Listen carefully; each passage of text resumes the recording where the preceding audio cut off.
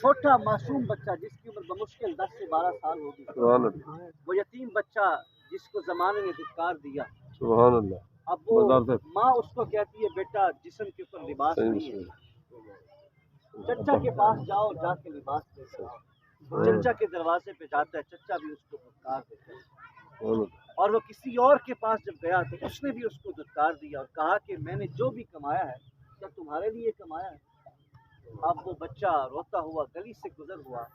اچانک اس کی ملاقات مصطفیٰ کے صحابی سے، سبحان اللہ، اس نے کہا بیٹا کیوں پریشان ہو کے جا رہے ہو؟ اس نے کہا اس لیے کہ میری ماں کے جسم پہ لباس نہیں ہے، اور میں گیا تھا چچا کے دروازے پہ اس امید کے ساتھ کہ چچا مجھے وہ لباس دے گا، اب چچا نے بھی مجھے نکال دیا ہے، اب میرے پاس کوئی اور چارہ ہی نہیں ہے، میں کیا کروں؟ اس نے کہا کہ بیٹا پریشان ہونے کی حاجت نہیں ہے، جاؤ مسجد نبوی میں مصطفیٰ تشریف لائے، سبحان اللہ، جو بے سہاروں کا سہارا بن کے آئے ہیں، جو یتیموں کے لیے ماں باپ بن کے آئے ہیں، جو سب کے لیے اپنے کے ساتھ بھی محبت کرتے ہیں، بیگانے کے ساتھ بھی محبت کرتے ہیں، جاؤ اس دروازے پہ خالی نہیں آؤ گے، اس لیے کہ وَأَمَّا السَّائِلَ فَلَا تَنْهَرْ، محبوب جو بھی آ جائے اس کو خالی نہ بھیجو۔ سبحان اللہ، آقا علیہ الصلوۃ والسلام کی خدمت میں ماں کے پاس گیا، ماں نے کہا بیٹا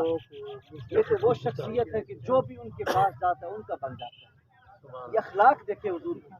جو بھی ان کے پاس جاتا ہے ان کا بن جاتا ہے۔ اس نے کہا ماں پریشان نہ ہو، میں پہلے جا کر، توجہ کے ساتھ بیٹھے 2 منٹ کی بات، سبحان اللہ، میں پہلے جا کر یہ شرط رکھوں گا کہ میں آپ کا کلمہ نہیں پڑھوں گا۔ وہ مسجد نبوی کے دروازے پہ جاتے اور کہتے مجھے اپنی ماں کی لباس چاہیے، لیکن یاد رکھیں میں آپ کا کلمہ نہیں پڑھوں گا۔ حضور علیہ الصلوۃ والسلام مسکرا پڑے اور مسکرا کے اپنے جسم والی چادر، وہ کملی والی چادر آقا علیہ الصلوۃ والسلام نے اتار کر اس بچے کو عطا کی۔ سبحان اللہ، وہ بچہ مسکرا کر چادر اٹھا کر اپنی ماں کی خدمت میں گیا، اور ماں کی خدمت میں جا کے کہتے یہ لو یہ مصطفیٰ نے دیا ہے، محمد عربی نے۔ تو جب ماں نے اپنے جسم کو چھپایا اور کہا بیٹا جو محبوب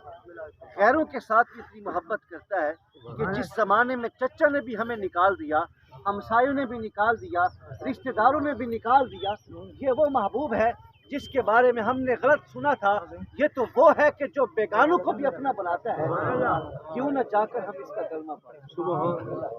ہمارے بزرگوں کے جنازے بھی جاتے تھے تو یہودی دیکھ کر کلمہ پڑھتے تھے، تو فرمایا کہ یہ وہ اخلاق کے حسنہ،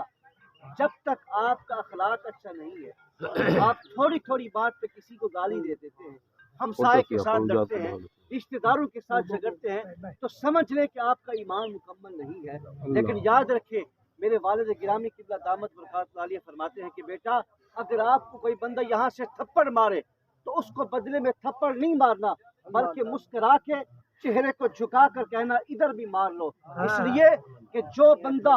اخلاق کو دیکھ کر متاثر نہیں ہوتا اس کا ایمان بھی مکمل نہیں ہوتا۔ تو یہ ہمارے لیے سب سے بڑا ہے، اخلاق اچھے کر لو۔ اللہ کریم ہمیں عمل کی توفیق عطا فرمائے، اور میری گفتگو کو سوا ہمارے بزرگ حاجی غلام مصطفیٰ بھٹہ صاحب کو عطا فرمائے۔ اللہ خوش رکھے آپ کو۔